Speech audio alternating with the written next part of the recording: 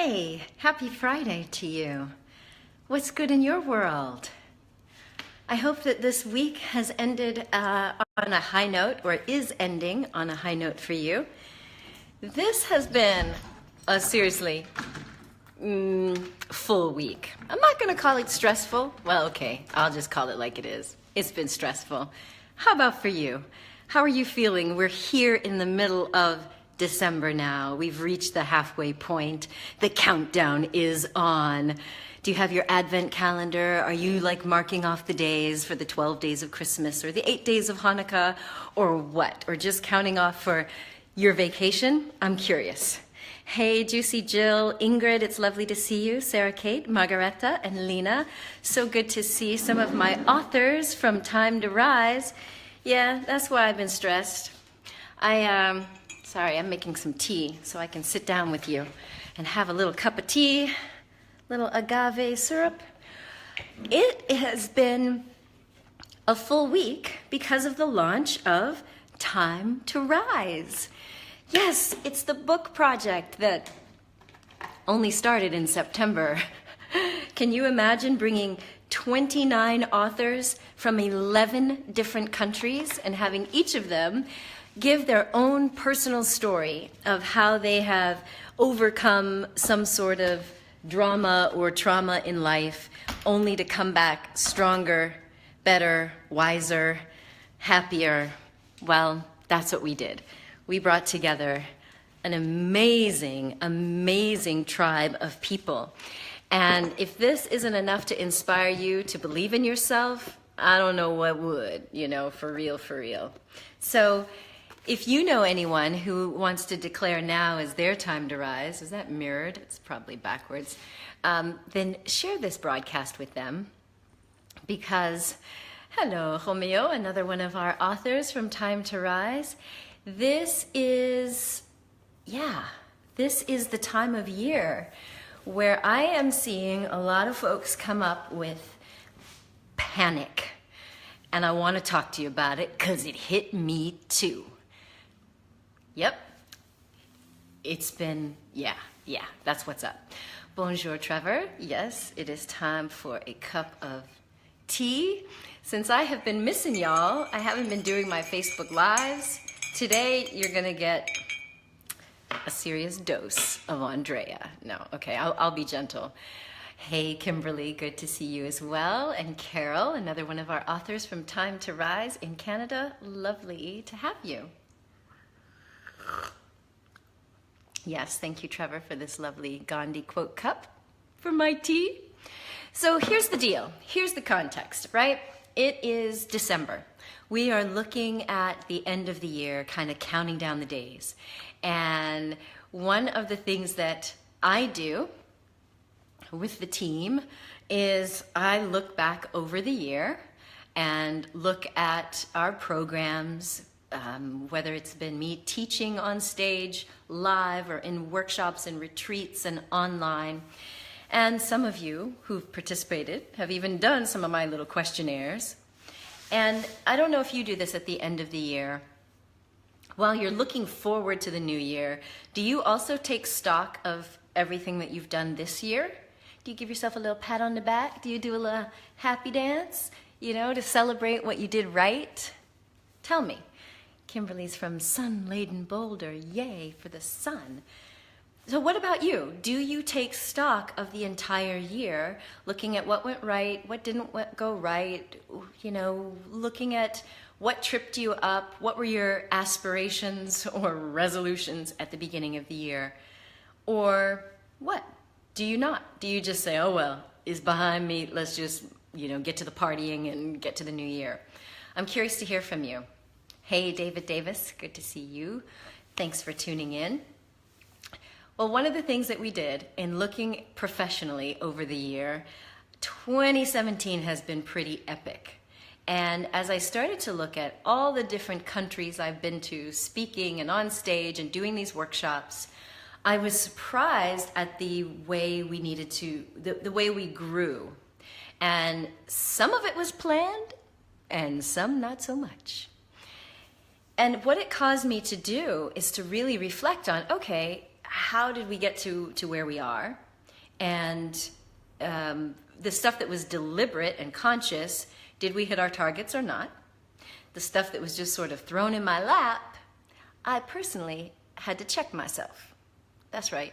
Check yourself before you wreck yourself. So for my multi-passionate ADD type entrepreneurs out there, I know you, I love you. We sometimes get hooked into that shiny object syndrome. And for those of you who might be a little more of a people pleaser, like you want to do, maybe you're a rescuer like me, where you try to just help people, it's in our nature, right? Well, I have two of those personality traits going on. I love to chase something new. I'm a novelty seeker. I love building something new. And I'm a helper. I'm just a little compassionate bodhisattva warrior out to end suffering on the planet. So when I see that someone is suffering or they have a challenge that I know I can fix, it inspires me to jump in. And while these qualities can be very good on the positive side, there's a dark side. They can get us into situations where we end up drained or ineffective or used up. Anybody else know what that feels like? Or am I the only one? Am I the only one in today's broadcast? So is this just going to be my own little confessional? I don't know. Hey, what's up, Danique and Indy? How fabulous that David and the girls are tuned in. I hope you're doing well. Good to hear from you. And Lena says, every year you make a vision board, and at the end of the year you notice the old one before you make a new one. I love vision boards. We're going to talk a little bit about that. What I recognized is that I found this end of year panic in some of my clients, some of my family members, because it was like they were in this mindset that, it's the end of the year. I've got to do now. We've got to end on a high note. So it's all the shopping and getting ready for family travel and all of that. And I asked someone to go within and check themselves and say, are you going into hyperdrive to please other people? Is it this expectation of something you need to do for others? Or is it coming from your heart like, I can't wait to be with my family and to be present and do all of that stuff? Because what I noticed was, for some people, myself included, part of the panic came in because it was a matter of trying to fulfill someone else's expectation or a sense of obligation or duty, and not so much motivated by this idea of sharing and being fully present and all of that stuff. Does anybody else out there get the distinction that I'm trying to make here? Panic and this lack of peace around the end of the year, to me, is always a sign that I need to go within. So when you couple that with the kind of businessy stuff, I was looking back on some of the complaints or the feedback from some of our programs and really checking in to see what went wrong. And what I noticed, this is no surprise to anybody out there, was because I took on a few projects and a few clients that weren't planned for because I was in that I'll help you kind of rescue mode, I found out that I wasn't as effective as I wanted to be. And there were little things about the high standard of excellence and quality that I have, not perfectionism, it's just a love of excellence. I noticed that there were things that dropped out. Now, I still delivered great stuff, people were still happy with the end results, but I noticed I was falling short. So to Lena's point about having a vision board at the end of the year and looking back on last year, I do a process every year. It's part of the Best Year Yet system, where you look at these 10 questions and you really create a major focus for each year, and you set your goals and your milestones. And now I'm doing it with dairy in this Diamond Life design. So it's visual, it's all tuned into your values and what you want to really contribute in life and the relationships you want to have. And so I was really kind of inspired to say, all right, Andrea, I remembered a conversation that I had with this psychotherapist that I saw when I was like super depressed, when I was back living in DC and like full of anxiety and whatnot. There's a couple of things that he said to me that really stuck with me. And one of them was this. He said, Andrea, your challenge is knowing what to say no to. He said, because he works with a lot of people like me, these sort of achiever, multi-talented, multi-passionate people, he said, you're good at doing a lot of things. And so just because you can do something doesn't mean you should do something. And so the idea of having, whether it's a vision board or you're using our Diamond Life design system, is having this goal in mind for where you want to show up in the world, how you want to show up in the world. So your beingness, like who are you being? It's not just what are you doing and accomplishing, because even if you check off on your little list of I wanted to get this done and this done and this done, it's like at what price? So for people who are saying, okay, I've got to be at the family thing and I got to show up with the gifts and the macaroni and cheese, vegan of course, you might check those boxes off, but how are you feeling? Who are you being in the context of yourself, you know? And yes, Carol, you could call it the empty bucket syndrome, or as Margareta says, the Florence Nightingale syndrome, where we feel like we've got to jump into action and be everything to everyone, and then we end up empty. So I said to some of you who were with me recently for this personal branding boot camp, we took our authors and some people that I met at Women's Entrepreneurship Day, and we went through really helping people identify their own personal values, what makes you special, because you are special and unique, and really kind of saying it in clear words, who you want to be in the world, whether that's as a brand or a business owner or a teacher or a healer, and then matching it up with what you consider to be your mission. You know, if you had a mission in life, what would that be? And Monica, I can't really tell what's on your picture. You look like you're dressed as a superhero. Are you? Is Monica Wisdom putting on her mission to go, do something heroic? But in helping people identify, like, what is your mission? What do you want to use your talents, your abilities, your passion, your energy to accomplish in this lifetime? So here's where I get back to the end of the year thing.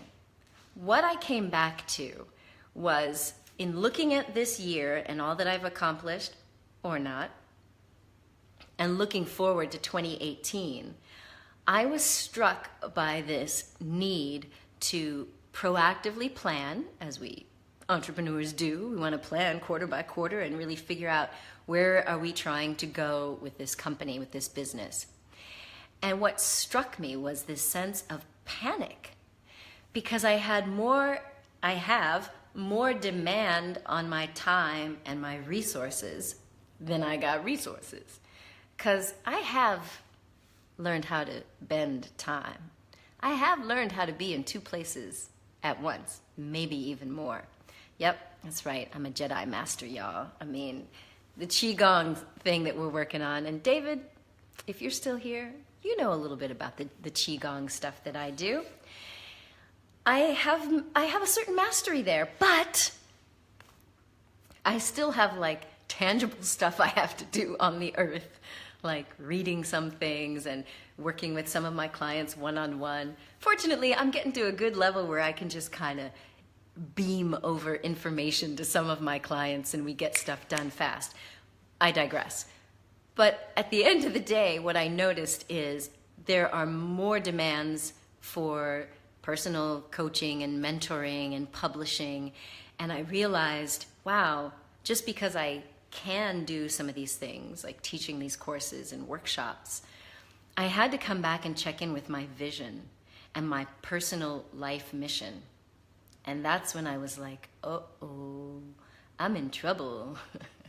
Because I don't know if there's any other pleasers out there or if I'm the only one, but I don't like saying no. Anybody else out there like that? as it pertains to the holiday, how many of you have gone to a holiday gathering and you don't want to eat what's on your plate, but it's going to make your aunt so-and-so mad or sad, or your grandma or whomever, and so you just don't want to say no, so you eat it and you're like stuffed or whatever. Anybody else out there like that you have a hard time saying no because you like to please people? Type away. So Jill says, you completely feel me. Sometimes deciding what serves you best and for you to deliver the best requires walking away from certain things, which can sometimes feel, I can't read all of it because I'm on my phone, can't see everything. Yeah, Jill, it can feel like a bit of a downer, and I don't like to let people down. But I also know that I don't like to live with regret. And that's the other element that has been really something I had to tune into on an ongoing basis. Because, I don't know, what is the worst emotion or feeling that you've ever felt? For me, there are two. And one of them, for a while, did not feel preventable, and that was depression. Living with depression for so many years, feeling like I couldn't get out of bed, couldn't do stuff, having to put on a fake face and go out and then come home and just, withdraw and crumble. Depression is something I don't ever want to experience again. I'm open to it. I got lots of ways to deal with it, but I don't enjoy it. And the second feeling or emotion is regret. Now, in many cases, regret is preventable, at least in my world. So I noticed that if I looked back during this process that I do, and I might invite some of you, totally free of charge, if you want to hang out with me for a few hours and do this sort of life review process and get ready for 2018, let me know in the comments if you want to, and I'll do that with you. We can do it together live.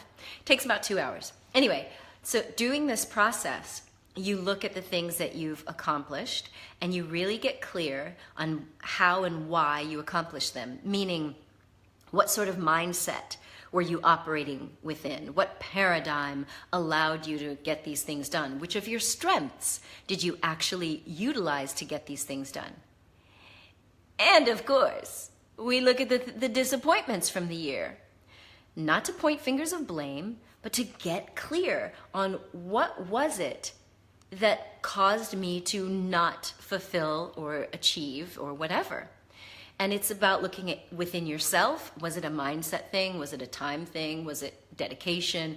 What was it? Was it a belief? Was it an attitude, energy, all of that? And one of the things that happens when you do this year review kind of thing, and you really get clear on what trips you up, what I noticed doing this for the last several years, I would see patterns. Okay, humans are beautiful at pattern recognition. And who was I talking to about this recently? I can't remember now. Oh, yes, it was the lovely Dr. Gail Friend, one of the authors in Time to Rise. We were talking about doing an interview talking about relationship patterns, right? And if you're really honest with yourself, no matter what the pattern is, whether it's your finances, your relationship, your business, your eating, whatever it is, if you look at enough of a period of time to recognize patterns, sometimes you realize that the one common denominator is you, meaning me. And so when I looked over the years at the things that were disappointments for me, things I didn't fulfill, things I didn't try, didn't do, or didn't complete, shiny object syndrome, ADD entrepreneur, starting things and not finishing, what I noticed was it would create this twinge of regret. And I'd feel like, I'd start, berating myself. That inner critic would just be like, you're such a loser, such an idiot, oh my God, like, you don't even want to hear the voice of that little thing. So what I recognized was, okay, in this system of looking at what you didn't accomplish, it's not to beat yourself up. It's to say, what do I need to shift? What is it in my mindset or my timing or my priorities? And yes, sometimes it means, what do I need to say no to so that I can say yes to me, in the words of Margareta. But I'm saying yes to my vision, yes to living up to that vision that I've gotten from my higher self or my soul. I think because I work with soul-conscious, heart-centered entrepreneurs, we want to feel like we're actually fulfilling our soul's mission, not just doing something to make money. And that's what I noticed in myself. I noticed that if I wasn't really living my dharma, my purpose, if I was just doing stuff just because I could, and yes, I might have been really successful, making great money, and even pleasing people, and that might be nice for that momentary high of feeling like, oh, I've done a good job, I've done something nice for someone. I had to really check myself and say, but is it going to lead to that sense of fulfillment, that sense of, if I died tomorrow, would I be dying with any regret? What about you? What about you? So what did you say, Jill? Oh, my picker has been broken for a while. What do you mean your picker? Picking what? I'm confused. Hello, Matthew, if you're still here. Thanks for being here. Glad that Jill and Trevor are in for this little year-end review. So, Trevor, you said you had a real problem saying no before, but you learned to ease up a bit and learning how to say no now. So I do feel like saying no, in the words of, who did I get this from? What is the name of the guy who does nonviolent communication? It's just escaped my brain. Russ? Anyway, nonviolent communication guy, right? So he used to talk about saying no is saying yes to something else. So you're never really saying no like I'm rejecting someone. It's a matter of, can you say no because you're so in alignment with the things you're saying yes to? And as I often do, if you ever work with me or you've seen me do what I do, I ask people what their vision is. Like, what is their goal? What is their vision? Where are they going? And I invite you to really think big. So I have this thing. It's my little book of big ideas. And while I was cleaning up in the office, I saw some of the positive affirmations, these little statements about what I saw for who I am. You know, one of the things that we do when we do this this best year yet planning is you end up coming away with these possibility statements or positive paradigms. I call it creating your personal success mantra, so that you have your own little motto to rely on that describes why you get results in your life, how you get results in your life, what is the mindset and the attitude. So as I started to read through some of the things that I'd written, I was like, wow, that's inspiring. Boom, bam, wow, pow. They were really big ideas. And then I started to look at where we were starting to put our energy and resources for 2018. And I thought, those are all nice to do things, and I could do them pretty well and to great effect, but they're not helping me fulfill that bigger passion and mission. And so for the last 2 weeks, I've had to say no. No to some things. No to some people. No to some projects. And it started to accelerate because that end of year panic set in, where I realized, ooh, there are certain expectations. And am I going to say yes because everyone is expecting me to do this, that, and the other? Or am I going to follow my heart? Anybody else out there? So Jill says, yes, the picker. Okay, you kept picking the same people in relationships. Yeah, so you recognize that you were the picker. So anyway, I want to know how you guys are ending the year. Are you being conscious? Are you tuning in to what's possible for you?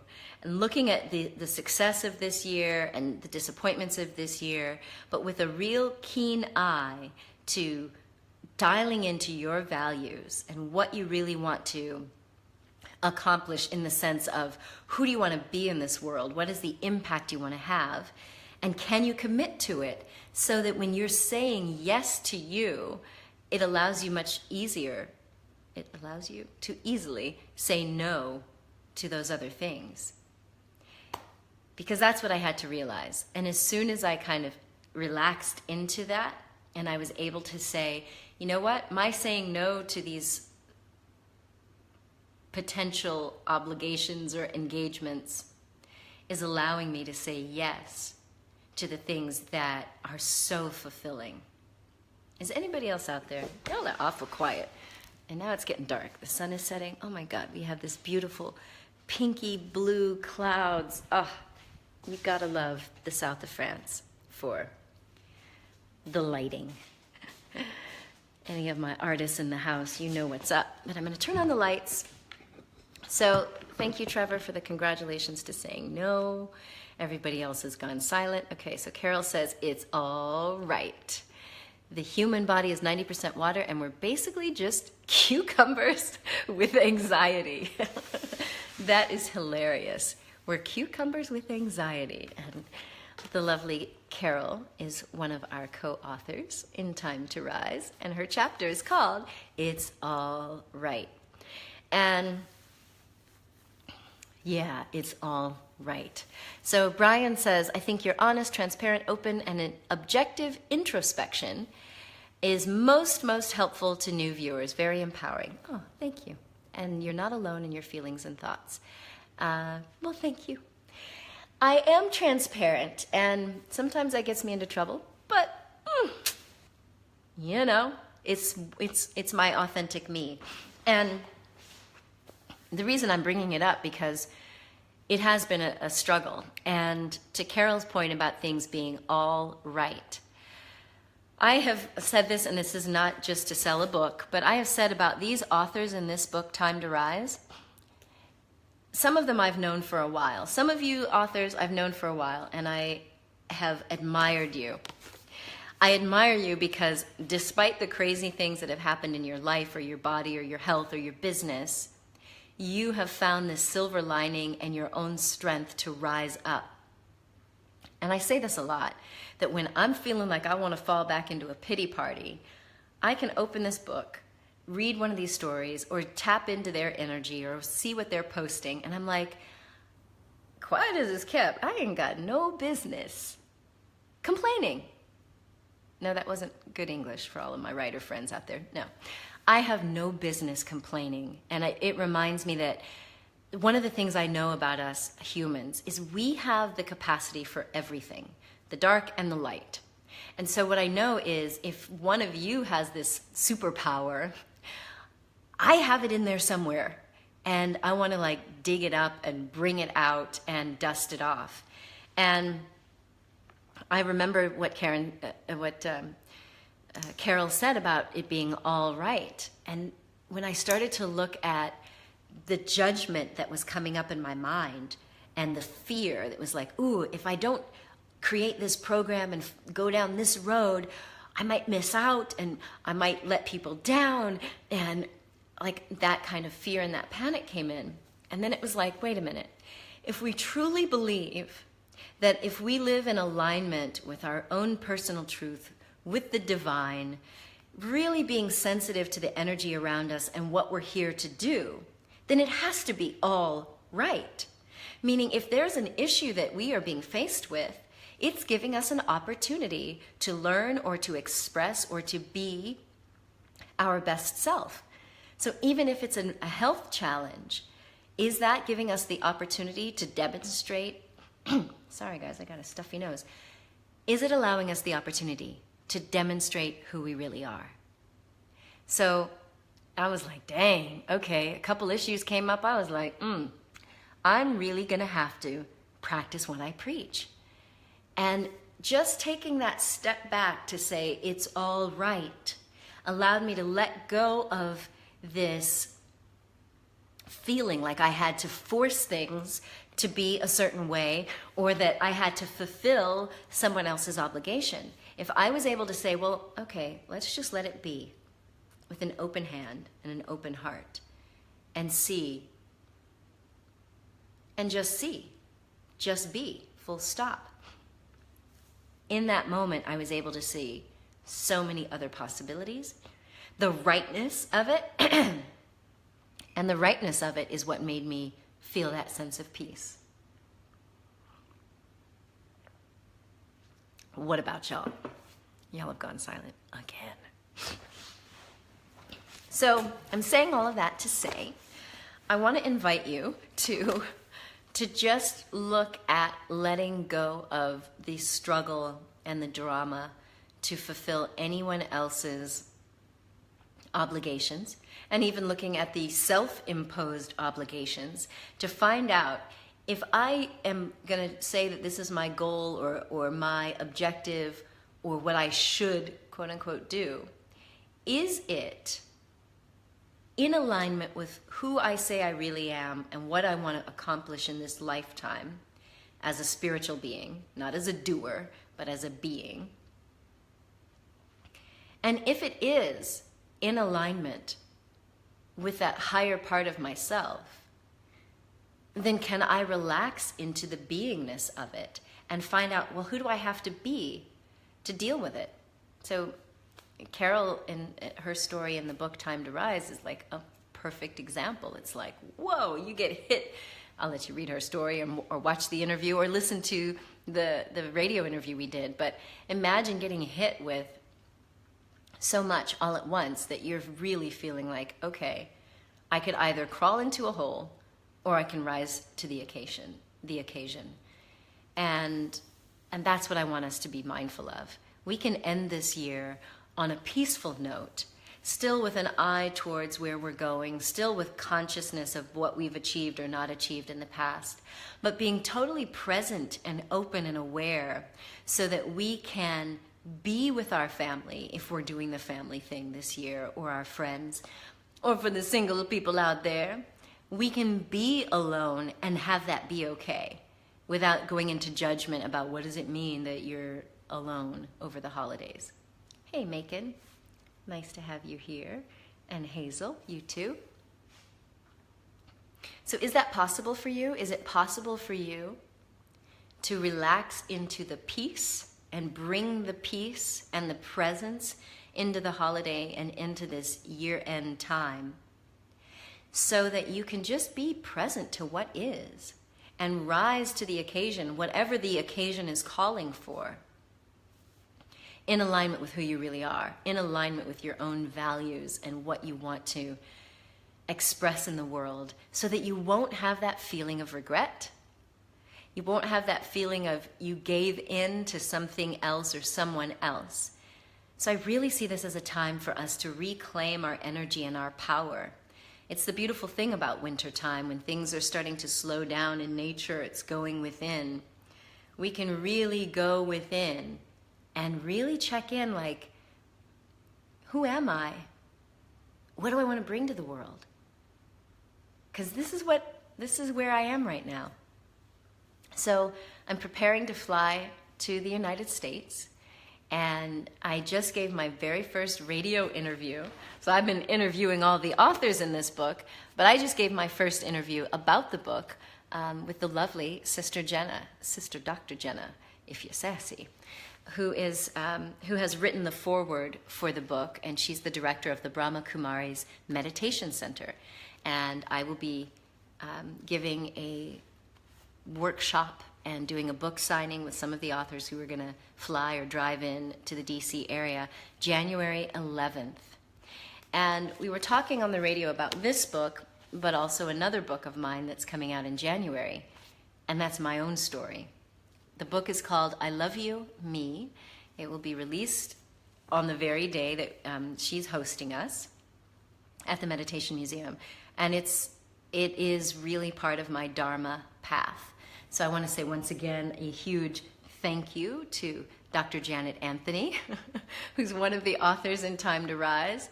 She's somebody that I met years ago. I didn't really meet her. We were brought together after I think she saw me and my mom in a magazine. We were profiled in Essence magazine because of the wellness center that we created in Silver Spring. So she had been working with my mom and tapped into what I was doing on Facebook and was nudging me to get this curriculum out of me, what I'd been teaching in the Applied Positive Psychology course at the University of Monaco, I was teaching this course called Be Who You Are, which was also the basis for the TED Talk that I gave, Become Who You Are.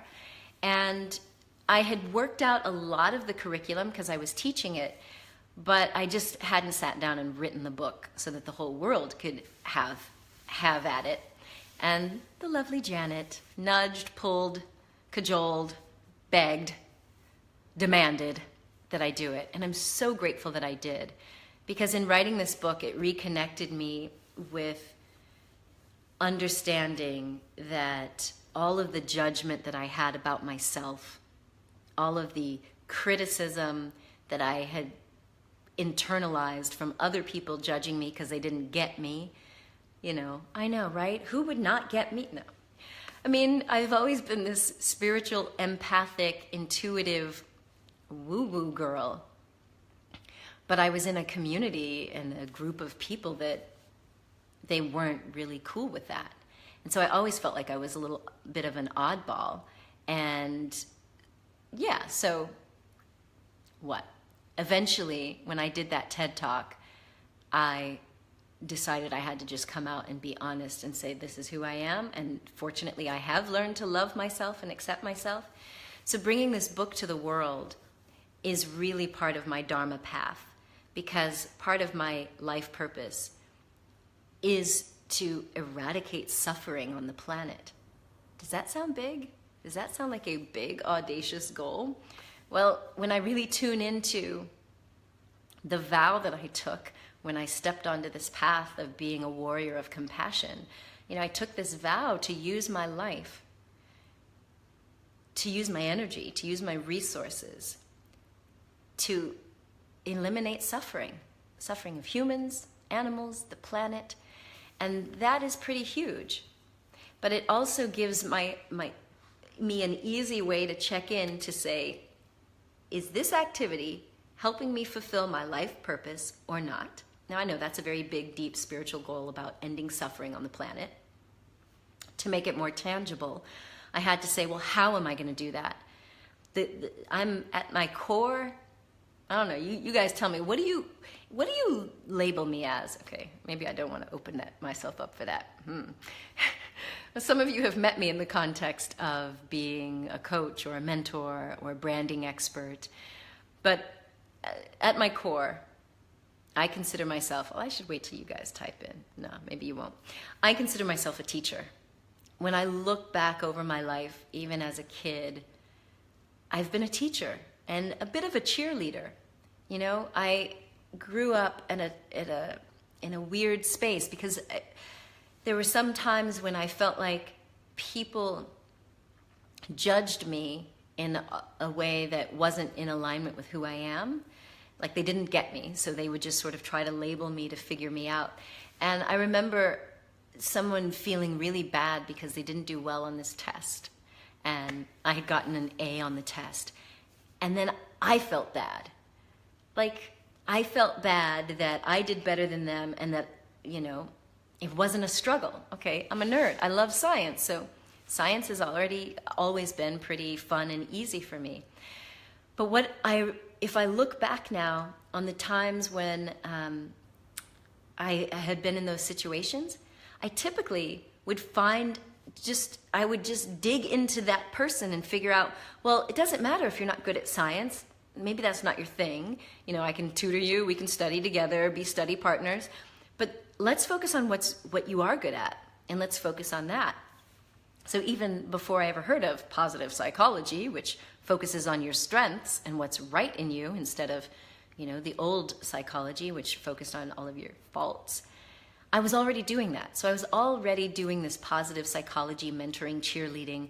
But at the heart of it all, I'm a teacher. I love bringing these insights to the world. And so I feel that using my energy and my time as a teacher to empower and enlighten and motivate people, all in the service of eradicating their suffering and lifting them up, that's how I'm fulfilling my Dharma, my life's purpose. And earlier this year, back in February, things took a shift in a much, much more focused direction.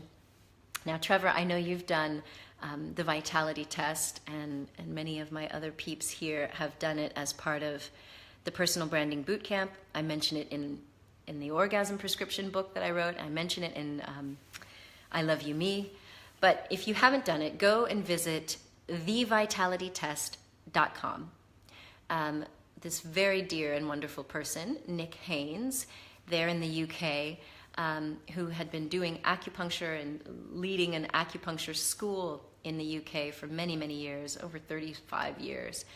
He was able to really distill down the right questions to ask to help you identify which of the 5 Chinese elements is your dominant influence.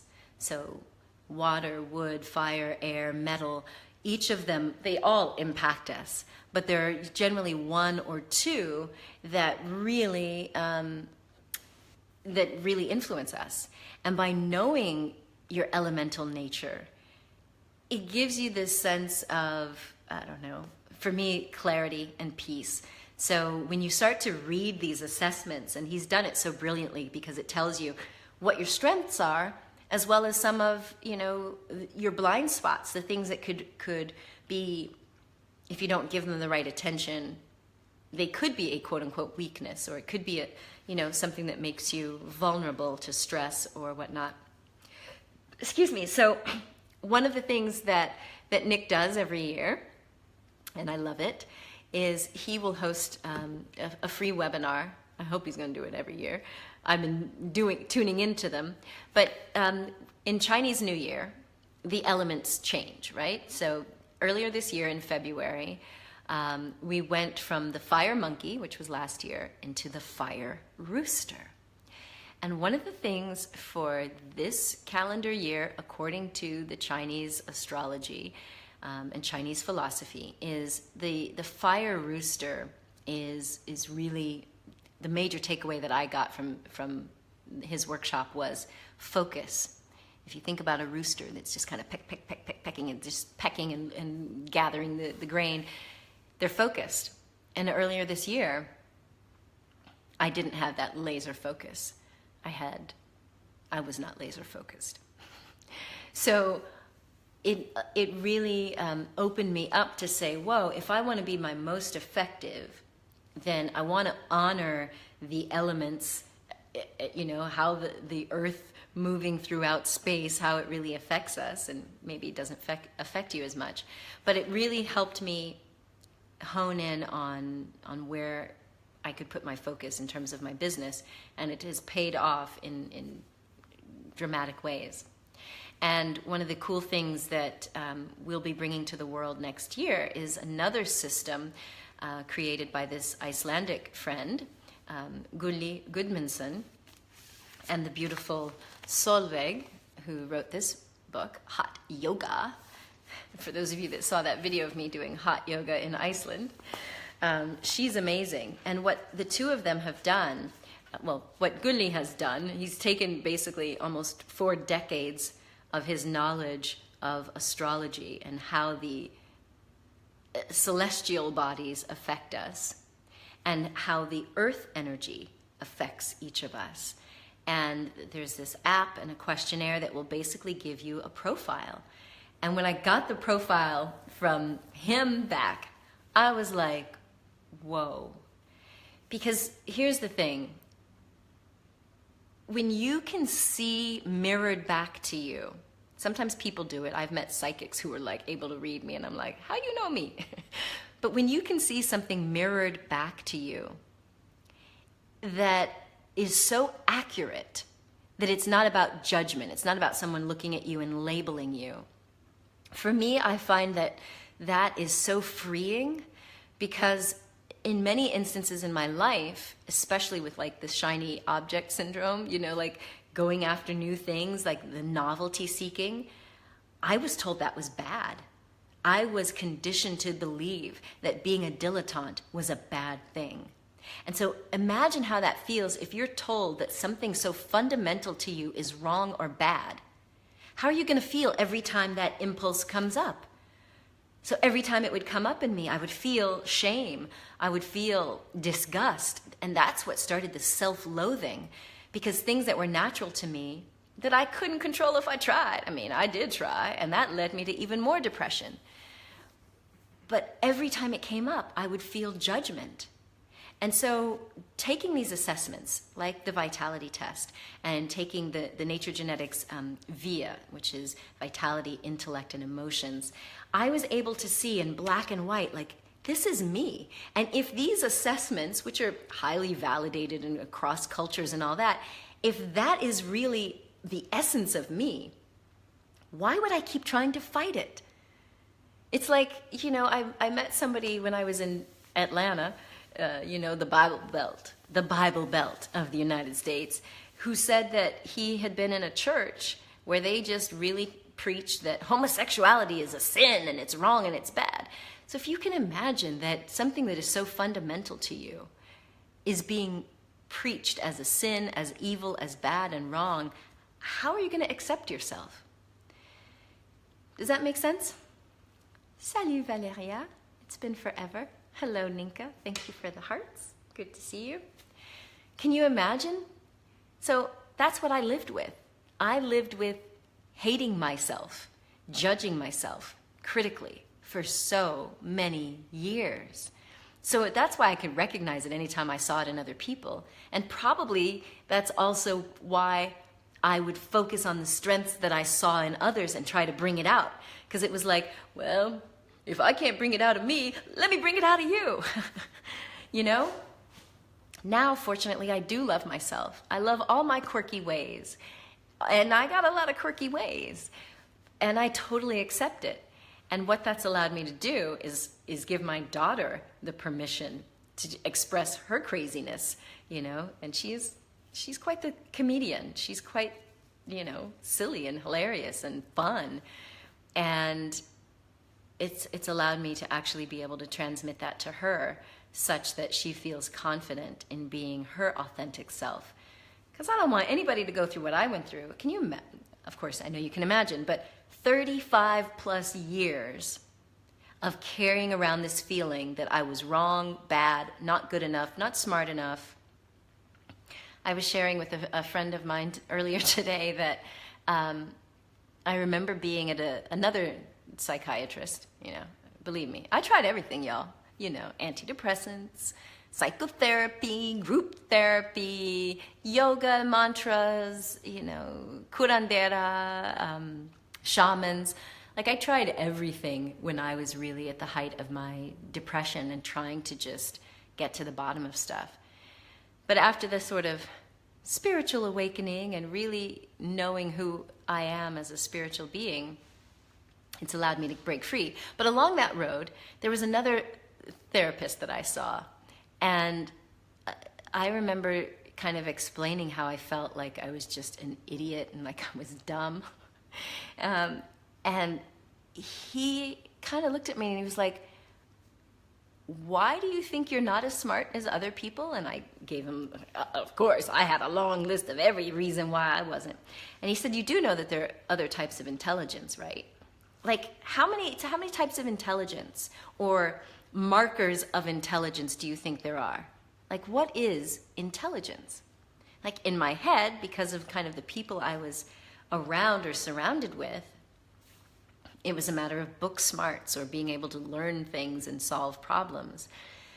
And I had discounted my intuition, creativity. There were a whole other host of things. So tell me, anybody want to type in? C'est quoi l'intelligence? What is intelligence? And how do we really measure it? Is IQ the gold standard? Well, being in that therapy actually helped me, again, kind of recognize all this faulty programming and all of the beliefs that I had that I wasn't good enough. Anyway, I'm totally off on a tangent. Anyway, now that the sun is going down, I think I'm going to sign off here. Hopefully you've gotten something out of this random rant at the end of the week, this cup of verbal tea. And yes, Trevor, I will tune you in to the Nature Genetics profile as soon as it's ready and online. I think you guys should just take it, at least go and do the vitality test for those of you who haven't done it yet, and really see the values in action, the VIA. If you go to viacharacter.org, you can take the values in action survey. Hello. Say hello. Say hello to the people. That was also just a really good way of having reflected back the values, the strengths, the character traits that are intrinsic to you. And for anyone else who wants to learn how to do some energy healing, this is not a book that I published, but it is a book that I highly recommend. And you'll see an interview with the lovely Karina Virginia, our celebrity yoga lady in New York. She's written this book, Essential Kundalini Yoga, and wow, the interview we did yesterday was like mind-blowing on an energetic level. And she took us through some energy clearing stuff. The bomb. So Hazel, you're asking, is it in the boot camp? So in lesson 1 of the personal branding boot camp, there's a slide in there where I tell you to take these various assessments. So the VIA and the vitality test are both in there. I don't know if Sarah Kate's still around. Maybe she can type it in. But viacharacter.org to take the values in action. And that will give you your character strengths. And thevitalitytest.com is what will allow you to take the vitality test. Hey, Shaquille, how are you? So, Shaquille, you'll have to watch the replay because I'm about to sign off. Unless you guys have any questions or observations about your end of the year. Do you have a ritual? Do you have something like Carol mentioned, or was it Lena who was talking about the vision boarding? Like, what else do you do? And if any of you are interested in joining me for a couple hours, we can jump on. Probably it'll be Zoom. That's the platform I like. And we can go through the best year yet. I have found that system so helpful. And when you couple that with what we're doing with Diamond Life Design to help you really create that big, bold vision. So literally we're going to the 10-year vision as well as, what is your vision for next year? And then how do you create the milestones and each of the growth steps, for someone who wanted to be the world's greatest speaker? Well, if you're going to be the world's best, there's going to be a growth path to get you there. And so we want you to start really looking at those milestones that are going to get you to that end point. Because you're going to do some growing and some stretching, which means, it means you're human, right? So my friends, I wish you a fabulous, fabulous weekend. If you haven't gotten your copy, Shaquille, get yours too. Time to Rise, just released on Tuesday with 29 authors from around the world. You've got the paperback, you've got the ebook. It is already changing lives, and I'm so inspired by that. So get yourself a copy, and then hopefully I'll see you a little more next week. I apologize that I was not around this week. It was book launch week. It was a lot of travel week. It was a lot of stuff. So I haven't been around, but hopefully next week I will be able to tap into you regularly like we normally do, Monday, Wednesday, Friday, or at least Monday, Wednesday, or at least Monday, Friday. I try to do it 3 times a week, but yeah. So dig deep, my friends. Love yourselves. Be fully present for yourself and for your family. Bring that heart of compassion into everything that you do. And just know that I am here sending out, hearts and sparkly love and chi and what else do we got? Prana, ki, good vibes, all of that good stuff. All right? So much love. Have a fabulous weekend. Bye.